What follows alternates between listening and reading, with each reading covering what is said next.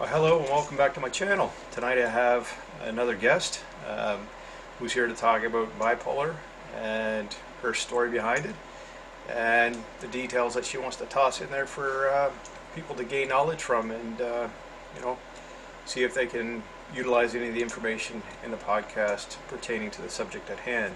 Without further ado, this is Mikaela. How you doing, Mikaela? I'm fantastic. How are you? I'm pretty good, thanks. So, I guess what we can do is just kind of jump right in there.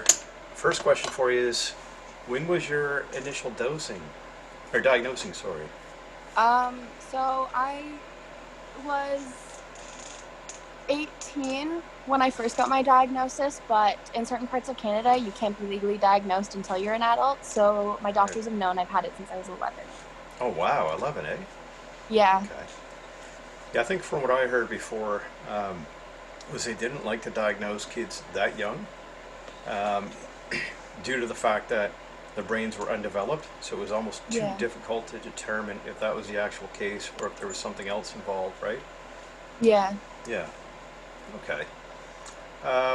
So in that time frame, that's a couple of years of diagnosing, then, yeah. Yeah. All right. And are you currently medicated for the bipolar disorder? I am. I'm on lamotrigine right now. Okay. I must be out of the loop. It's been a couple of years since I've been medicated, but I never heard of that one before. I Um, think it also goes by Lamictal. okay, that makes sense. Yeah, I'm not Yeah, too sure. there's generic versions, and then of course the legitimate brand of whatever. Okay. Um, so what brought this on, even way back when you were 11? That's quite a long So mine stretch. is genetic. Okay. Yeah, so my grandma has it as well. And growing up, I had a pretty rough childhood, so mine was pretty obvious at a very young age, which is so much fun. Yeah. But yeah, Okay. Um, so around the time of the diagnosing at the age of 11, like, were you expressing symptoms of psychosis, mania, mood swings? Like, what was all entailed at that young age? so I have type 2, Okay. and I was very angry and highly irritable, so I'd go through these phases where I was very, very depressed, considering my age, Yeah. and I'd go through these like hypomanic episodes where I'd be absolutely awful. I was so angry and like aggressive and all over the place, and I'd always do I never thought about the consequences of my actions, Right. which was quite problematic. I could imagine. So, Yeah. was it your parents' idea based on, you said your grandmother, right? She was diagnosed? Yeah.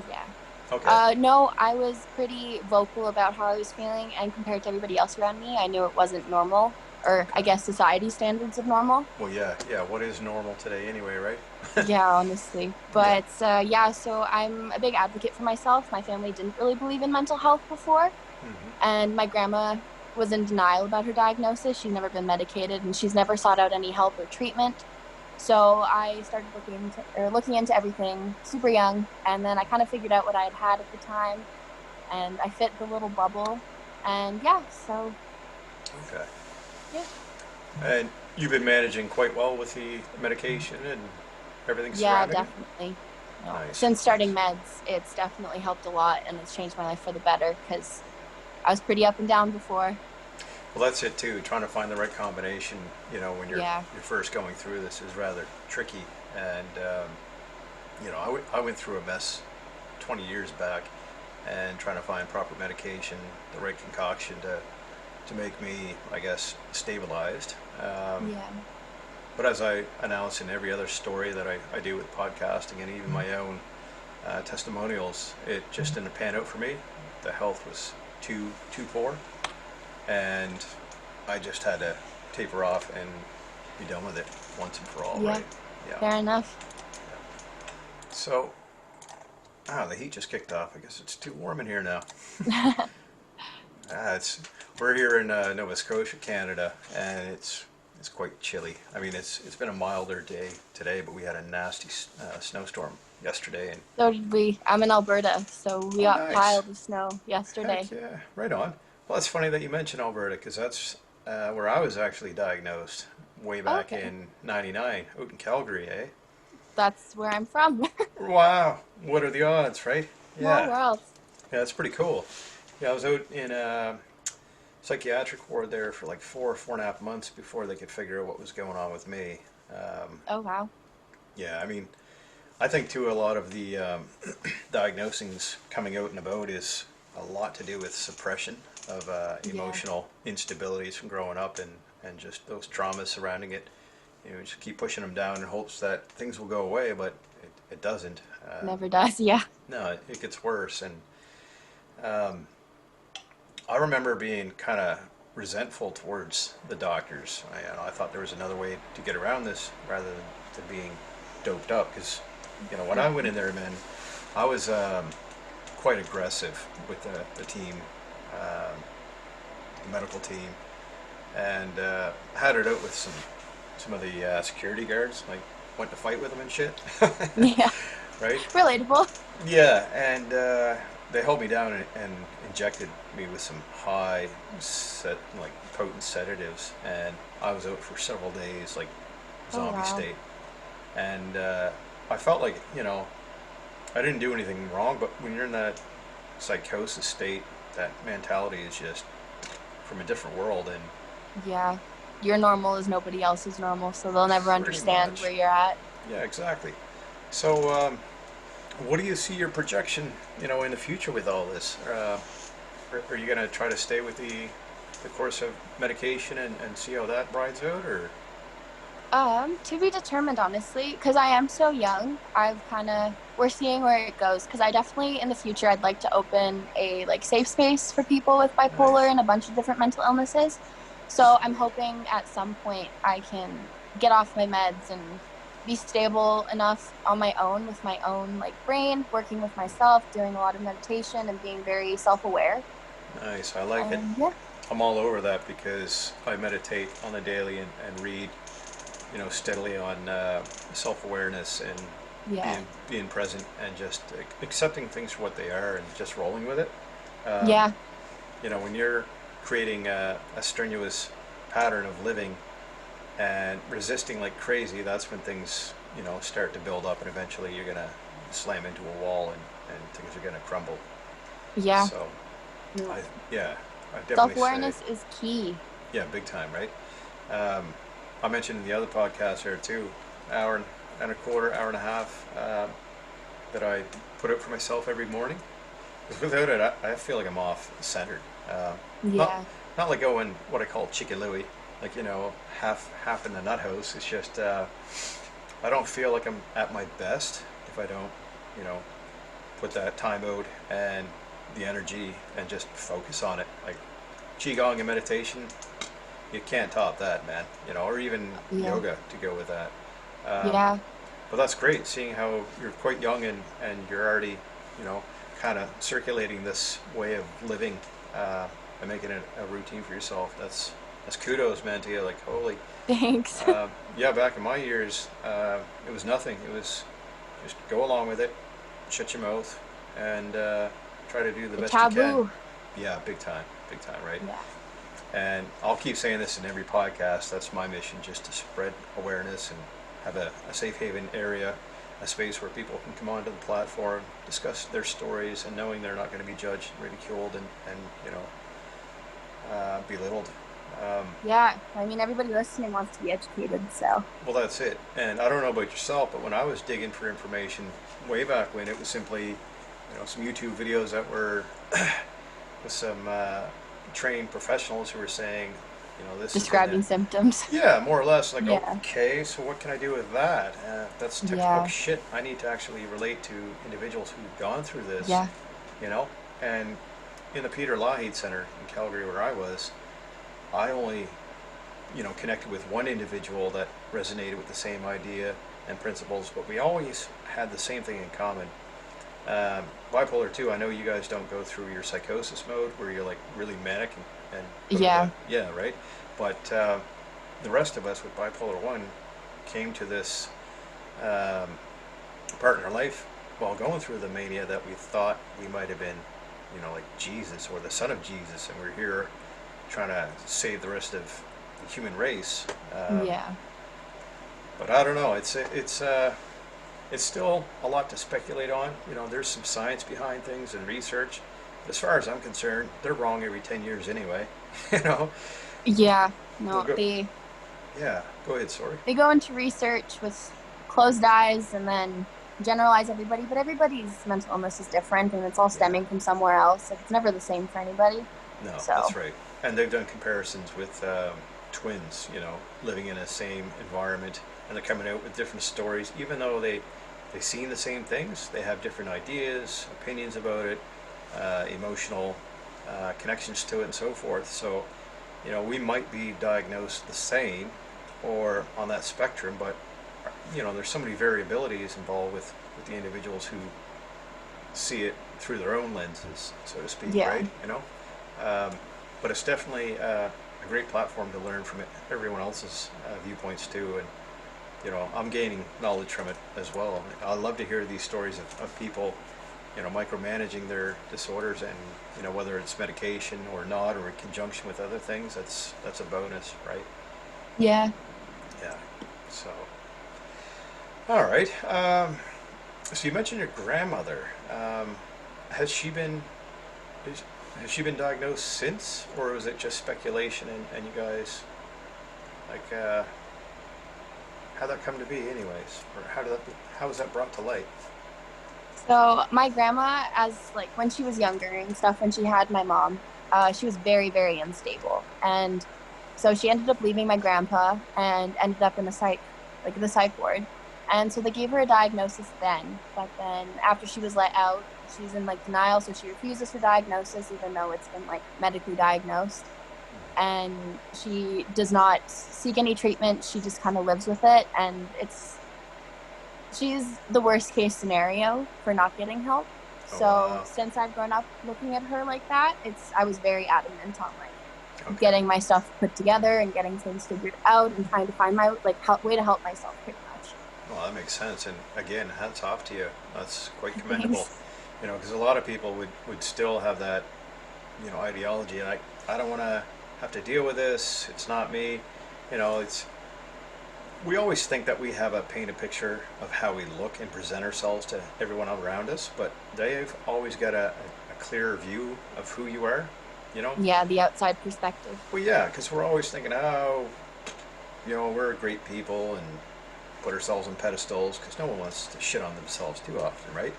We're doing our best. Oh, we are, and especially with the nature of these disorders, Yeah. and it's all you can do is just baby steps and one day at a time, and just my best motto is never give up. I've even got a shirt with that my wife picked up for Christmas. It's a I love frog. it. Yeah, a frog strangling a seagull, man, who's trying to engulf it. He's like, never give up. He's got these Popeye arms. It's kind of cool, right? But That sounds very interesting. yeah, and many a times along my journey, more so when I was medicated, I felt like giving up.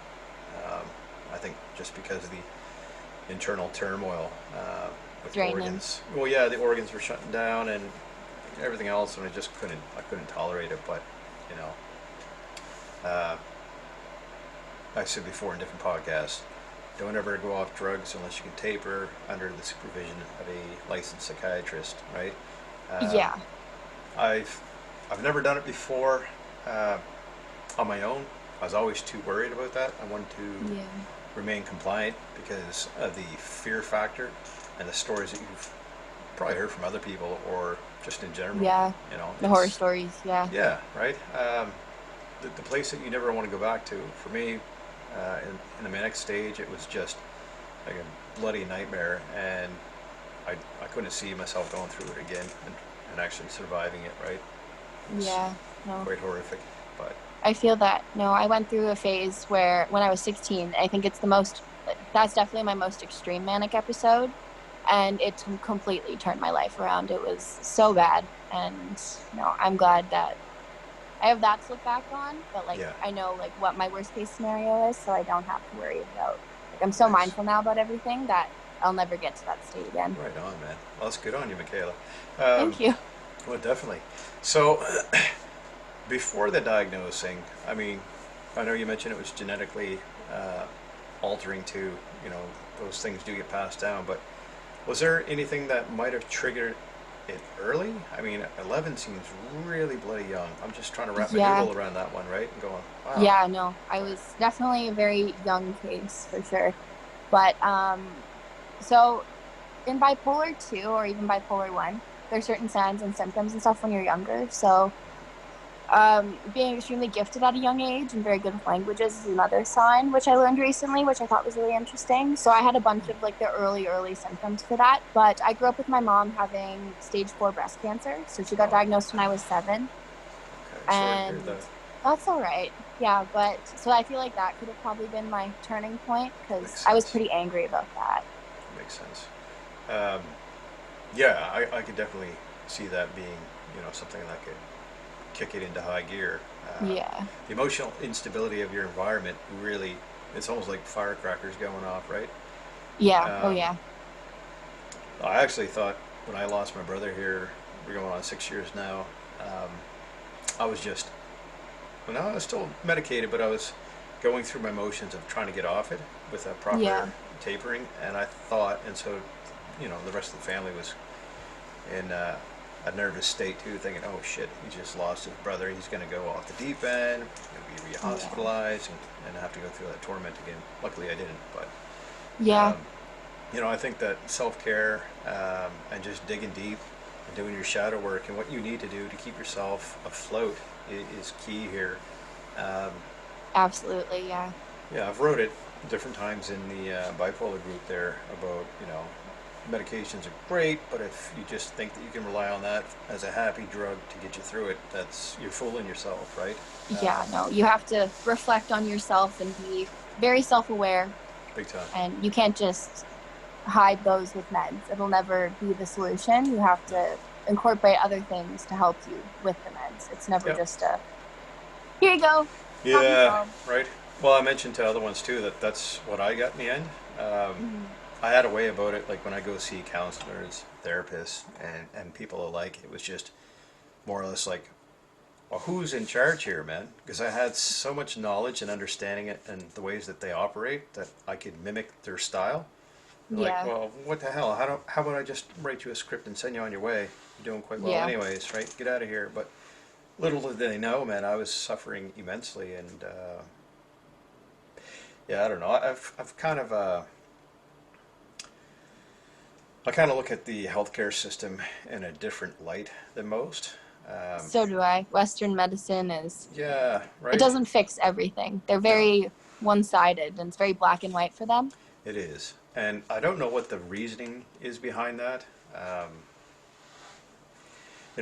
From my understanding and research, what I've read up on was in different cultures, we're supposed to be, evolving into shamans and whatnot, not being Yeah. scrutinized and, you know, slapped in the face with pills all day and saying this is your life, deal with it. Um, Yeah. No, Almost like they're not giving us enough credit. You know what I mean? absolutely. No, absolutely. So let's touch base on the idea of what you want to do when you're older with this. You mentioned about trying to go unmedicated and bounce back on your feet that way with the idea of having a safe place for people. What do you mean by that? Like having retreats for people to? Yeah, Yeah. so I'd like to open a yurt retreat somewhere, and I'd like Oh, wow. it to be very focused on mental wellness and like the mental well-being of everybody.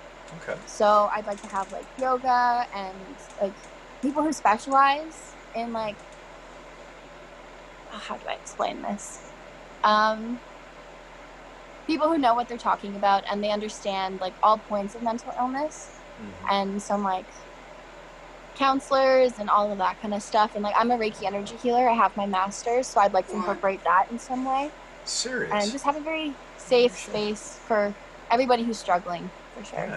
Well, I'm glad. Like that's the idea here is giving back. Like we go through the motions of this and navigate as necessary so that we can look back on it, kind of like a parent to a child. You know what I mean? Yeah. We've gone through it all, and we can reflect back and go, okay, so you got people coming to you for advice and knowledge and wisdom, and then you can shine that break to them, right? You probably Yeah. interested in the podcast I did with Sean Blackwell. Oh, okay. I'll check it out for sure. Yeah, he was a character I followed since I was like in my early 20s when I was Okay. first diagnosed, and I was like, man, am I gonna live like this for the rest of my days? I don't have an outlet to talk to with anybody. And I seen his videos, and I was like, oh wow, this guy is spot on. And I thought, in the last couple of months, I was like, I wonder if I can get him on a podcast. And he was quite excited to jump aboard, and I'm like, wow, wicked. So he's talking about um, holistic breathing and whatnot, the breath work. Yeah. Sorry, holotropic breath work. I get that fouled up. And his experiences with that, and he's got a degree in that, and he can do stuff on Zoom. Actually, with the COVID crap going on, it's Okay. quite difficult. But I think that's where our future lies. In the Yeah. western side of the world, we might not be able to be the full shamanic characters we want to be, but we can definitely give back to the communities of the people who are new. Incorporating it more Yeah, would be that's right. amazing. Yeah. Exactly. So, what are your thoughts on ayahuasca and micro dosing of mushrooms and things like that to treat? You know, I have psilocybin tattooed on my leg. what? Holy Yeah. man, this girl's spot on. People, pay Oh attention. yeah. Right? That's all I can say. That's No, awesome. I'm all for it. Holy. And I've only ever done them for spiritual reasons. I go into it with a certain mindset of growth and just looking at things how they actually are versus having the bias that from day-to-day Nice. life, especially in the society that we live in. So I'm all for microdosing and ayahuasca, and I've never tried ayahuasca, but I would absolutely Yeah. be game. I Yeah. feel like Same. it could be such a good, positive, like emotional and spiritual experience that could benefit me greatly for sure. Yeah, me too. And I got a naturopathic doctor in the city. I spoke to her about it. She's like, "Well, why do you need to do that, Matt? You're doing quite well now." I'm like, "Well, just to give that extra, support to myself, right?"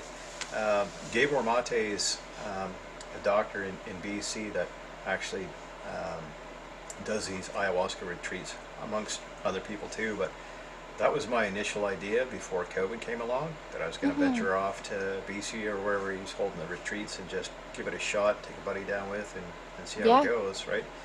Well, Because, if you ever want a buddy, I'll be that buddy. I'm well, totally yeah, man, interested. like, I've heard horror stories, but I think it's really, again, how, like, the intent that you have going in there to see, um, like some people just want to go there to get high, and it's like, well, man, come on, that's not the Yeah, therapeutic reason I that. feel like it's like all about the mindset. If you're going in wanting to get absolutely obliterated, you will get obliterated. You Yeah, won't have right. any of the awakenings and like you won't be able to deal with certain parts of yourself that we usually suppress.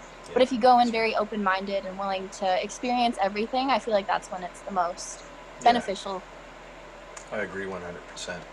Um, so I'm wondering too, what's your take on the root cause of disorders of this nature? Like, I mean, this is just your personalized, individualized opinion on the matters. Like, I know um, we all have our voices and opinions on things, but I'm just curious to find out from others. I've got my own ideologies on this too, right? Yeah. Yeah. No, mine would definitely be it's our society. We are constantly hyper active with our brains. We don't have time to focus on like relaxation and happiness because we're placed into this world where we have to constantly be working because you have to support yourself. And if you're not working, your life it can be miserable. I know some people thoroughly enjoy it, especially like nomads and like living off the grid and stuff. It's like, I have so much respect for those people considering how our governments and everything works. But I definitely believe that if we lived a more relaxed lifestyle and everybody was a lot happier and nicer and we didn't have as much stress, like we're so constantly stimulated with everything, I feel like that definitely has a great impact on our brains, especially because people with bipolar, their brains are a little different than like The everybody average. else's, I Yeah. guess. And I feel like because everybody deals with things differently and our bodies react to things differently, that some of us get the rough end of the stick for sure. Yeah, I think so. Um, Hence the reason why there's so many diagnoses coming up. ADHD, ADD, like that's all 300%, more than what it's been. Even I think they've been saying the last decade or so. I mean, Yeah. we're hyper vigilant to get, to work every day, and as you mentioned, the stresses. Technology Oh, and it's yeah. insane, right? Like, there's no time, unless you take the time, like you mentioned, at your age, being self-aware and wanting to be, um, centered and aligned with your surroundings. And there's so many practices out there that people could just bite into and see the difference for themselves. Like, we could preach it all day, and I do it all the time with just random people that without diagnosis, and they're like, well, I don't have time for that. Well, okay, do you have time to sit there and watch a television show for an hour or so every night? Yeah, okay. Or in the morning, you're doing extra things that you probably don't need to. Priorities. Yeah, that's it, man. Yeah. People want to invest time and money into things that don't really serve them, and you got to cut that shit loose so that you can actually grow as an Absolutely. individual, right? Yeah. We're never going to be happy with the way that everything works right now. Right. And we have to take our own steps and work with ourselves to get to that place where everything is like, as to the best of our abilities, okay. Yeah. Yeah, I agree 100% yet again. So with that being said, shit, man, I think we covered a lot of ground within the minimal time we spent here already. That's yeah, wild, no kidding. right? No, like, I'm tickled pink to have this podcast because you're on the same frequency and vibration that I'm running with here, man. All about healing and yeah, for sure. I don't know. I'm glad you agree. Well, yeah. When you've gone to a psychiatrist, like, I got a new doc here in town, right? I'm back here in Scotia, and he's like, "So you're not on meds, Matt?" I'm like, "No, buddy. Been about 3 years." He was like, "Well, how do you manage?" And I told him my routine that I do every morning, and reading my books and just being one with nature and being okay Being present. Well, yeah, exactly. And Yeah. I can't stress it enough, man. Eckhart Tolle's book, The Power of Now, by far one of the best books to read if you don't have comprehension on what it means to be present. And if you want a really simplified, dumbed down version, look at your dog if you have one, or a cat. They're always in the present, man. Right? So true. Yeah, you could definitely My learn dog from your canines. especially. Yeah, right? So, yeah, as I was mentioning with the doctor I got, he's like, "Well, you don't strike me as one of the kind of characters that's going to go back on the meds, eh?" I'm like, "Nope, can't do it, buddy." I said, "That wrecked me." And I'm not shooting it down for everybody, just my own personal views on it. Personal, yeah. Yeah, it wasn't feasible. And he says, "Well, as far as I'm concerned, and what I can patch together, you seem like you're doing okay." I'm like, "Yeah, I think so, buddy. Had a long, Yeah. difficult journey, but I'm here, and I'm fighting back. I've always been a scrapper, anyways. And, I don't like to be defeated and then submit. Take like everything that, as a learning experience That's and right. grow from it. Yep, exactly. And that's the other point too that we should make, that without struggles you can't grow. I mean, have you ever seen anybody that had a sweet ass life and they had everything together? Probably not, right? Nope, definitely not. Yeah. No, everybody's on their own journey. And Yeah, we'll that's learn right. from everything and take it on to the next life. Continue Right on, growing man. as That's perfect. energies. Yeah. Exactly. As a collective whole, and I hope that in due time, it might be a far stretch yet, but that we come together and have an understanding that, yeah, okay, well, the medications can be band-aids, but it's not permanent. We have this idea that the body can, mend itself, whether it's a broken ankle like I've had back in July, or a cut, or a bruise. I mean, but we don't look at, our brains and think, well, how come they can't rewire themselves and reprogram? Or better yet, Yeah. why don't we do the due diligence work and create that for us? Because it's nothing but a programmed computer in a sense, Yeah. Honestly, our brains are so crazy with how they function with everything, and with all of our advances within technology in the medical field, you'd think that they'd be more open-minded to explore that more, especially given how mental illness is on the rise, especially nowadays with everything going on. But I think it comes simply down to the sole factor that money's involved. And when money is Absolutely. there, it's power and greed, and they don't want people to get better. It's no different than any other regular Joe doctor, with a Yeah. GP. It's like, hey, you got to keep seeing me, because if not, well, then I don't have a fucking job, right? And Honestly. I can't write scripts and make my dollars off you guys, so we need to keep you sick. And I know for a fact, in my own thoughts, that's simply where the pharmaceutical bunch is going with all the scripts out there, not just for diagnosings of bipolar, schizophrenia. It's like anything. Everything. Right? Absolutely. I completely agree. Yeah. No, they mask our symptoms and they don't get to the root cause of anything. That's right. Which Band-aid is, it. yeah. Yeah. Yeah. No. everything is connected within our bodies. So fixing and masking one thing, you could be going down a path where you have no idea what's going on, and then one day it smacks you in the face and it's like, oh crap, this is the cause of everything. And if I had been managing this earlier, it could have changed a lot of things in my lifetime. Exactly.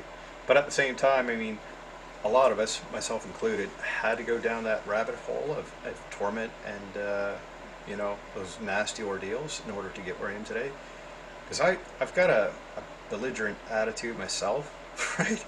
And I'm thinking like, okay, well, had I been kosher and worked on myself way back then, would I be where I am today? Probably not. Yeah. You know? No, absolutely. There's a lot of things in my lifetime that if I hadn't experienced them, if I hadn't had those reactions and stuff, I wouldn't be where I am today. And I can appreciate the shitty moments in life solely based off of how I am today and how much I've grown as an individual and how I do things now. Yeah, the path to least resistance, man, right? Just go with it. And, you know, like, I've always tried to buck back and think that, you know, I had it all sorted out way back when. And I kept denying the suppressed emotion or emotions that were bottled up, you know? When you're sitting there watching a movie or a show, I'm not saying that you can't show emotions and have a suck, but like when you're just blubbering or you're dancing with your wife and you're fucking crying, you're like, what is happening here, right? You know? That's a good sign that you're suppressing things and you need to purge and let that out. And there's therapeutic ways of doing so, right? Yeah, no, for sure. Yeah. All right. So, well, is there anything that you want to tell the audience? Like, is there any anything that you could say as a couple of statements before we sign off for the night here? That have you ever heard of a ketamine clinic? No. Fill me in. So it's this thing in the States that they've recently brought in, and it's a bunch of people in a room, and you get placed and you have an IV drip, and they are slowly putting ketamine into your body, and it's a way of treating PTSD. So it's kind of similar to ayahuasca and like psilocybin and that kind of thing. It's just an alternative like route for that. And it's been super successful, and it's like we don't have it here in Canada yet, but it's definitely, hopefully it migrates over, because that'd be something super interesting, and everybody who's been trying it has like great outcomes, and they're so like flabbergasted with how successful it's been, which I think is pretty interesting, and not a lot of people have heard about it yet. It's funny that I haven't, because I dig on new research all the time, and I've yet to hear that, so thank you for that, right? It's yeah, of course. Good piece of information for me to dive deeper. Yeah, that's something that would probably creep into our country, you know, hopefully sooner than later. Slowly but surely. Yeah, exactly. Do you happen to have a website that people can reach you if you want to? Well, I have a Instagram for my Reiki healing, and I have my Facebook page too. So it's Aries Wellness, and yeah. All right. Well, I'll add that to the description box below afterwards too. Now let's touch base quickly on the Reiki, because I went to a shamanic workshop here. It must be about 6 weeks ago or more, and the lady was performing Reiki on me for the broken ankle I suffered back in July, and she's like, "There's a lot of confusion there." I'm like, "You don't say, lady," right? But she's like, "You know what, Matt?" She goes, "I'm sensing that you could be, you know, a Reiki master. Maybe if you don't want to teach other people or perform on other ones for your wife and yeah, just for yourself." Well, yeah, right. How did you go about that, Mikaela, to acquire that license? I'm curious. Yeah, so I got very involved with the spiritual community at a very young age, because my mom, she was very involved and she was open to trying anything. She was given 2 years to live, and she ended up making 10 years by the end. So she was very dedicated to staying alive, especially because I have 2 younger sisters too, and like they're pretty young.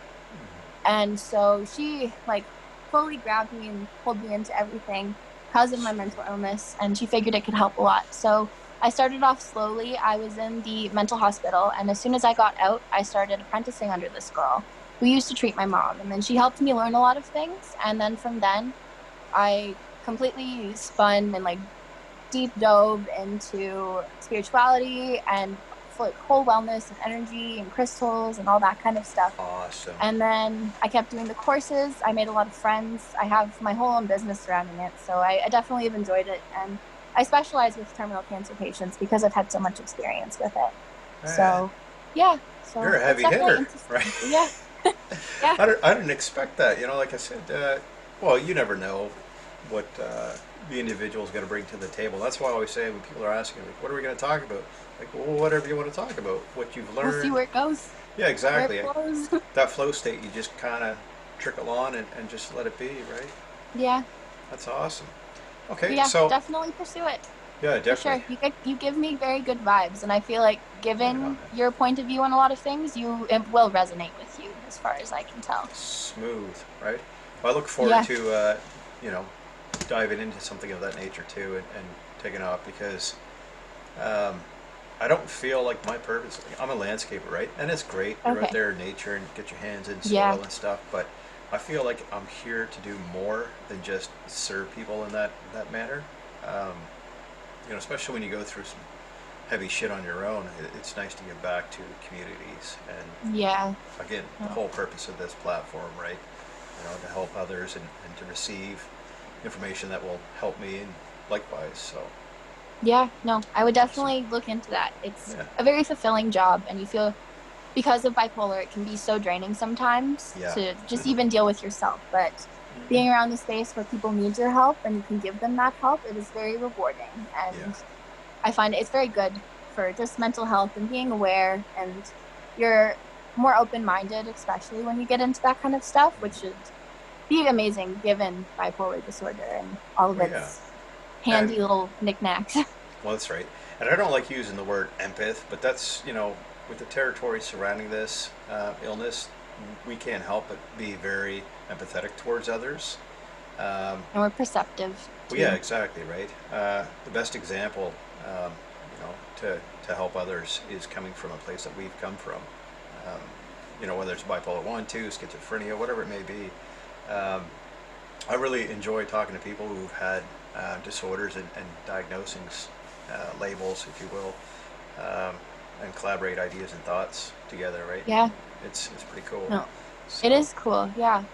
yeah, and honestly, like I've done a few podcasts. If you look through my history, it's mainly me, and I hate talking to myself. I feel like a bloody idiot. That's why I gave up, and I was like, I okay, can I need people. completely relate to that. Oh yeah, just looking at yourself, going right, and all I can do is focus on my face. I'm like, am I saying this right? And then the whole Facial idea was just expressions, how tossed do me they look? exactly How is right. this going to come off? Oh, yeah. Yeah, No, I stupid totally feel ego, that. right? Yeah. Oh, yeah. So when I this is just recent, I reached out on the bipolar group and I was like, okay, man, I got to do this. Like, who's up for an interview on a podcast relating to this topic, man?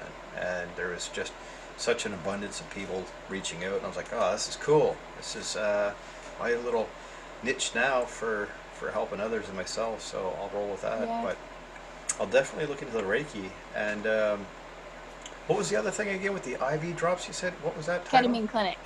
Ketamine. I know I heard of that. There's a guy on YouTube that I've been following thanks to a buddy of mine, Josh. Well, I can't believe I forgot his name. Horrible names. But he was talking about that. He's all about healing too. And, Yeah. you know, when you have a bunch of mercury dumped in your body and it gets lodged in your tissues and different things, just detoxification and cleansing yourself, right? Yeah. Shit, what is his name? Ah, well, I'm not going to sit here and ponder any longer, right? To be Yeah. determined. Yeah, that's right. So without further ado, Mikaela, I guess we'll sign off for now. But it was, you know, a really a special treat to have you on here. And Thank you. No, I yeah, definitely enjoyed it. well, thank you. And I'm certain that the audience is going to be in favor of this one too. You know, there's a lot of knowledge that you can spread. Uh, you know, not just on the podcast, but you get your website there. And as I mentioned, I'll toss that down for people to you know, Perfect. jump on and check it out Yeah. too, right? Okay, well, thank you very much, Mikaela. You have a good night, and we'll talk to you Yeah, later, you okay? too. All Thank right, you. no Okay, problem. bye-bye. Bye-bye.